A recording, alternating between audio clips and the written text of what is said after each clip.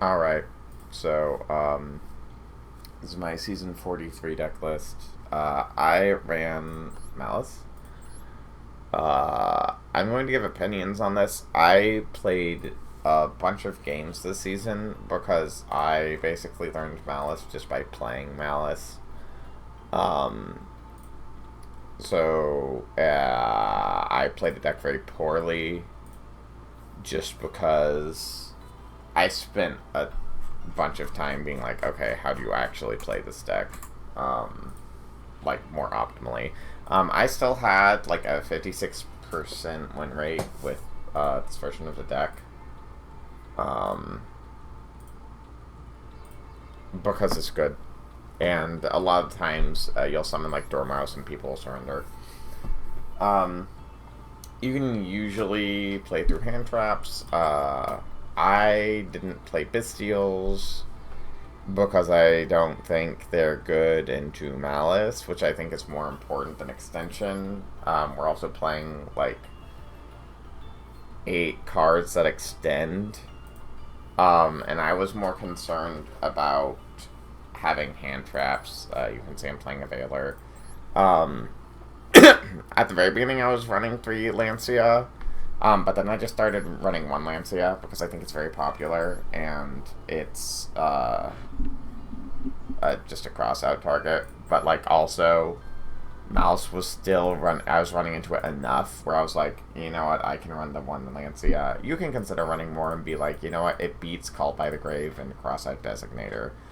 I wasn't very convinced by that. I was experimenting with Bell because I own Bell. I want to try it. Um, but I wasn't sold super. This hand trap lineup I don't think is very convincing. I think you can mess around with it pretty easily and find success. I like Nibiru personally because I like Nibiru paired with something else. I think there's an argument to run Droll to outmax C, but I want my hand traps to buy me turns, and Droll doesn't really do that. I don't think Droll's very good against most decks currently being played right now. Um, at least, like, in terms of helping you win. Like, it might disable some stuff for them, but in my experience, it doesn't actually, like, help you win. So I'll just talk about ratios, I guess. Basically, I crammed as many hand traps as I felt like I could. Technically, I think you could cram in more by cutting at least one of these traps. Um, I want to experiment with running less of the traps. I like TB11 and MTP07, which is funny because I know in like uh, the TB11 supposed to one you can cut, but I like setting it as like a way to outplay Imperm and stuff, and GW6 doesn't do that. Um, but GW6 is like good for the life gain, and also being obviously like a follow up, you can revive, say, White Binder or something on your opponent's turn to get a bunch of follow up, which is crazy. So obviously a GW6 is good. And even then, sometimes people will like hold things for a weird period of time, and GW6 can like untrap something in the banish zone or something like that. Um, so obviously, I think they're all fine. I think there's a world where you only want to play NTP07 because you want to run good cards and not cards that are like part of your combo. Um, but that's me. I ran 1 Chessy Cat, and this was explicitly because I kept having hands where I was like, I just want to draw non-engine. Going second, like, is killing me sometimes. So, I cut 2 Chessy Cat. I was playing 3 at first. I think I put in the Veiler and the extra Nibirus. The Bells, I think I swapped in later when I removed Droll from the deck list. It's the sort of thing where it's like, even if you get Max Seed or Lancia and they turn skip you, the idea is that you'll have hand traps in order to make that not matter. I think there's an argument, I've been thinking about this, of running a Math Mech package. Where you would run like 3 circular and a Sigma. And I could even see running more Sigma for the following reason. Your opponent goes Lancia, and you go, well, shoot, what do I do now? But when you have 2 bodies, if you opened a Math Mech, that will allow you to go into a terahertz line, which isn't bad, and then you have that plus your hand traps. That's something I would consider cutting the traps for. But that's the other thing with the traps, is sometimes you can set a trap and the normal summon, and they won't have shotgun Lancia, and with TB11 specifically, let's say you normal summon Dormouse, you activate effect, then they chain Lancia. Then you just chain TB11 to that. Banish your Dormouse, special summon, it doesn't really matter what, because you can't banish anything, but probably White Rabbit to set another trap, probably MTP7. Actually, definitely MTP7. And then you get to bring back Dormouse, and then you can make Splash Mage, Revive, and you can go for a Terahertz, or you can go for a Red Ransom, search Malice in the Mirror for like an Imperm effect.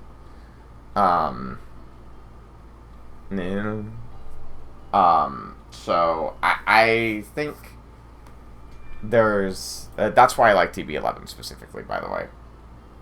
But that requires your opponent to what I'd argue is like misplay. Which happens a lot, but isn't guaranteed. Once again, that's why I think about the Math Mech package. Honestly, any card that reads Special Summon itself from hand and is Cyberse would give you a line to Terahertz, because that's just how Cyberse monsters do. But I think there's a world where you consider cutting a couple of cards. I would specifically cut the cards that are weak to Lancia. So I would probably cut Gold Sark, and then, I don't know, Gold Sark feels better than Malice and Underground, honestly. But the point remains, you'd cut engine cards to make room for engine cards that help extend through specifically Lancia, if you feel like that's a problem. In the extra deck, we have, I'm not playing Cerberus. I'm not really playing it out to Chaos Hunter, which I think is because this card sucks. I had a person hand loop themselves like 3 cards off of a Chaos Hunter, like determined to keep a Chaos Hunter on field.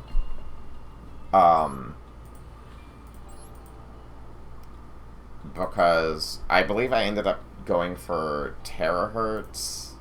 I don't think I used Fireball Dragon in that game, but I think I went for Terahertz and then put one in the back row, and then they summoned another Chaos Hunter, and I was like, yeah, okay.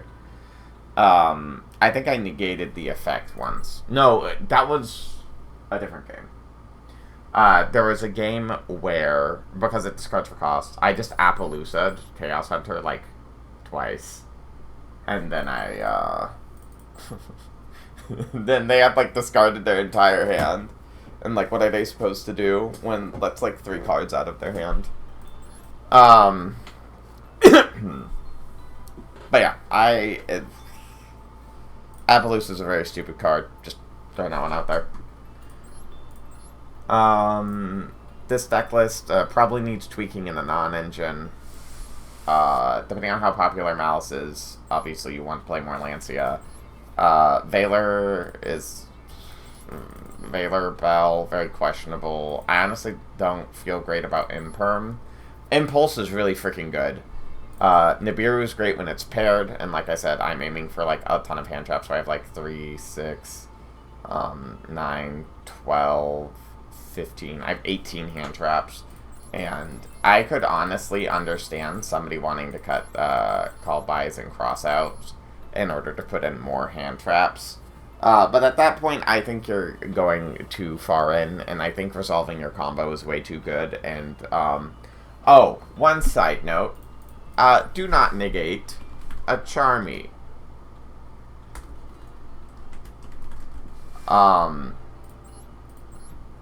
Both Perulia and Fualas, I don't think are worth negating in this deck. Unless they activate 2 Fualas specifically. And even then, I would think about it. Because you lose to Lancia, and you lose to Maxi.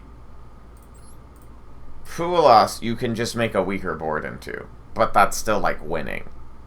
And I think that's really important to keep in mind. Because I've had games where I'm like, oh, I want to negate Fualas. But I found that negating Fualas was always, like, almost invariably a mistake. Like, even if I have Ash, like, I would rather have Ash for my opponent's engine, or the inevitable Maxi they're trying to back. Especially if they Fualas at a weird time. Like, where it's not, you're not special summoning from deck or anything. They just suddenly Fualas when you're about to, like, special summon from, the Banish Zone or something. They're baiting you. They're about to Maxi you. Do not let that happen. You can still, like, make a guy get, like, an imperm effect from Maliss in the Mirror Search, or a Banish, depending on what exactly you have going on. You can make Heart Scripter, too. It all depends exactly what your hand is. I don't think it's super worth it to worry about that. Same with, obviously, the other Molcharmy. Why did I forget the other one's name? Perulia. Perulia, you should only summon once, twice, tops, from hand, which is fine.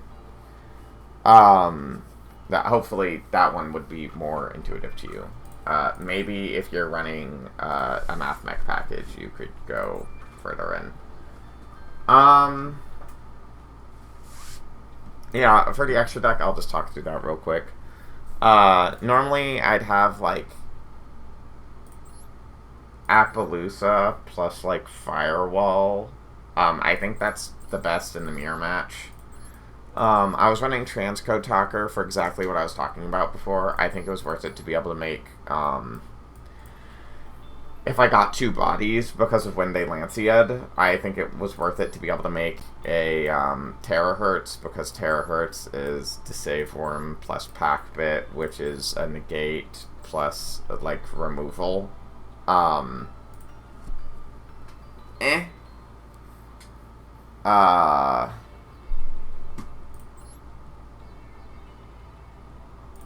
But, you could cut, I could see cutting Transcode. I could honestly see cutting SP Little Knight. I think you want to keep one of these 2 cards, and I frankly don't think it matters which one, because I think they usually provide the same thing, which is you make a link 2 that you're going to link off. I prefer SP Little Knight slightly in theory, because it also provides interruption, but also the type of interruption it provides kind of sucks. Into Maliss, which is probably one of the most important ones. Link Rebo's insane.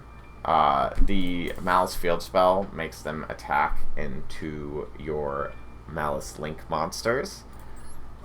Which can be relevant if you can leave up a Link Rebo and they can't attack over it, and in the mirror match you might be able to stop Impulse, any one of the traps. It can be pretty big.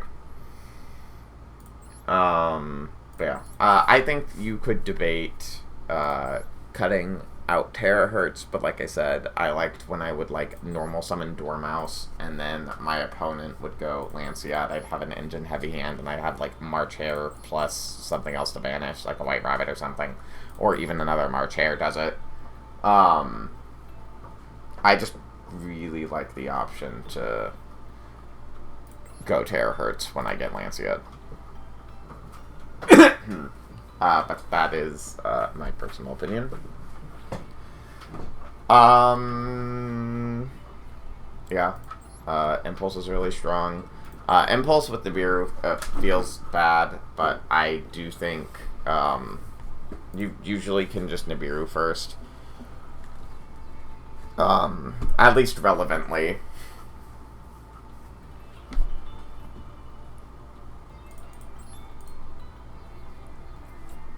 And then you get, like, so if they have Red Ransom and like they're about to do the Apollousa line in the Maliss, for example. So they have Red Ransom and the Link Decoder on field. Then you Nibiru, and then they'll use the field spell to extend. But when they banish the Red Ransom, you can just impulse it, and then they don't get the Red Ransom, and they don't get the monster they were going to banish.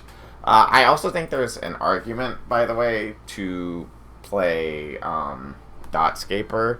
I don't think it's a good argument, because I think the deck is just good enough already, and you don't really need it, and it's not like you're dying for extra names. I feel like I've rambled long enough. The deck's good. People like playing Lancia for it. Lancia and Maxi are like the only singleton cards your opponent plays that consistently win the game for them. And I think you should keep that in mind. That's the biggest thing is, I don't think the multi-armies matter. Just don't go full combo. You can do like a half board, and if you're playing a deck like this where you're playing a bunch of non-engine, you should have enough hand traps, and just making like one extra deck summon should be enough. Also, I think it's funny, sometimes if you have NTP07 or TB11, you can give them 0 summons, and then use TB11 in the middle of their turn when they have 3 or more cards. Special summon a Link monster, and then get to use the MTP07 in order to banish a card. And then you didn't even need to like do anything to set that up. That can be fun. Alright, I've rambled enough. So,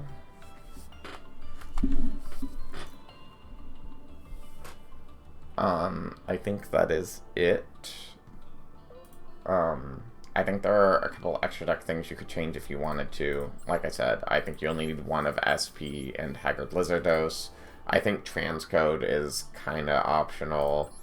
I think you could cut Firewall if you wanted to, or Terahertz if you wanted to, but you need to make sure you have a good option to include with your IP inboard. I found people playing Super Poly. I didn't find Super Poly very effective against this deck. Like, they'd be like, okay, your Apo and Terahertz or Firewall Dragon are gone. And I'd be like, okay, that's nice anyways. I still have all of my Maliss stuff. Oh, the deck just feels super resilient. And then also, obviously, if they don't if they hold the Super Poly, because I forget what it is, but it uses like a bunch of Link monsters / Cyberse monsters. But like it gets rid of those, but it doesn't like get rid of everything. I do think you could argue playing Super Poly in this deck because OTKing in this deck is like super easy. But that's not a good guy. I said I was done talking and then started talking more. Okay, I'm actually going. I'm gonna shut up now. I'm not very good at Maliss. Go to someone else. The other people are way better at this deck than I am. Like I said, I spent like, let's see, looking. Yeah, I spent 226 games to get the Master Run. Oh, there was actually one other thing I wanted to mention. I don't know if I have the list still. I tried this list, which was basically supposed to just use the striker cards in order to help go second. And my experience with this list was not that it sucked, but that it would take too long. So, like, to break a board, I found this could usually break boards, but it would take me too long to figure out exactly what I needed to do to break the board, and I could not spend that much time thinking about how to board break. Otherwise, Hornet drones is just like a good starter. That's 2 bodies. Getting and it's also importantly doesn't lose to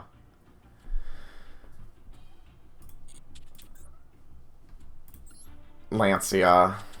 So, I think you can mess around with a more board brokey approach. You can even see here, I cut GW6.